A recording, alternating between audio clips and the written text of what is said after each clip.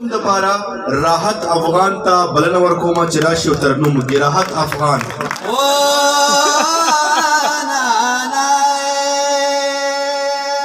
څوک په خپل وطن کې د پردیو غلامان شو، څوک د لمر په جنګ کې په تیارو پسې روان شو، څوک د خپل وطن د پردیو غلامان شو.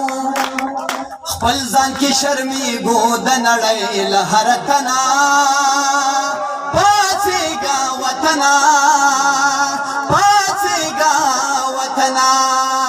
څوک په خپل وطن کې د پردیو غلامان شو، څوک د لمر په جنګ کې په تیارو پسې روان شو. خپل ځان کې شرمېږو د نړۍ له هر تنه،